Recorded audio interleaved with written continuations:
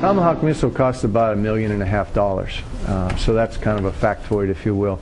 A carrier strike group operating out there will cost you in extended operations, so I'm talking about a lot of flying going on as opposed to, say, routine flying, will cost you about $40 million a week. If it isn't flying that much, say routine, it's about $25 million a week. It's a lot of money. The Chief of Naval Operations talking about a potential action inside Syria, even though the administration says it will be limited in scope. The Secretary of Defense said it would only be tens of millions of dollars. Different perspective there from the Navy. And then you had Secretary Kerry at the hearing yesterday talking about potential other people paying for this. With respect to Arab countries offering to bear cost and to assist, the answer is profoundly yes, they have. That offer is on the table. But the Deputy National Security Advisor telling the press on this trip, quote, the question, is he seeking financial support for any activity in Syria based on his conversations? Ben Rhodes, the type of action we're contemplating, again, I think does not come with significant requirements of international participation, even as we welcome those countries that do want to express support for holding the Syrian regime accountable. Back with the panel. John, this is all in the context of a sequester world. Right. Right. I think the cost in the context of a very large budget is pretty trivial. But the cost for the president politically over the next few weeks is potentially very significant. We have 3 big events coming up. And the mere presence of this debate scrambles his calculations for that. One is the debt limit. The government is about to press up against the debt ceiling again, and they have to raise that. That could be mid-October. There's a continuing resolution that the Congress has to pass to keep funding the government.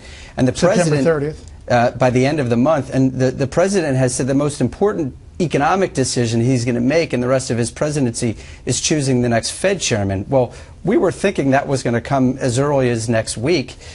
That scrambles that, too, because he's got some pretty politically divisive people in mind. Yeah, Syria sucks a lot of oxygen out of Washington. Yeah, but I think on the cost, if we're going to use Iraq as an example, we can assume that what we just heard, we should multiply by about 100. It was probably what it'll end up costing, because they always undercount however much this is going to cost. We were told with Iraq, of course, that oil money was going to pay for it and things like that. No one else is going to help pay for this. We're going to pay for it. It is a trivial amount of money in the grand scheme of things, but we have a huge budget. So I think in the day and age where people are so concerned about spending and so concerned about the budget and in the sequester world, that it's a good debate to have. And, you know, we should understand how this is going to be paid for.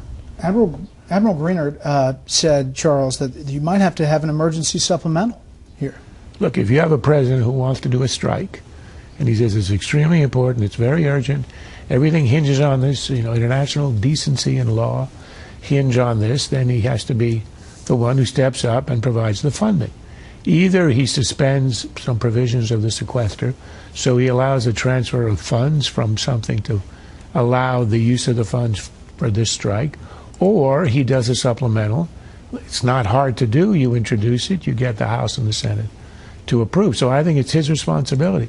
He shouldn't, as he does everything else, shirk it onto the Congress. He should propose it. He's the one who said he drew the red line. He's the one who has the plan, so to speak, and he should provide the funding. I think it's embarrassing for America to go around with a tin cup to Arab states and say, can we act as your mercenaries?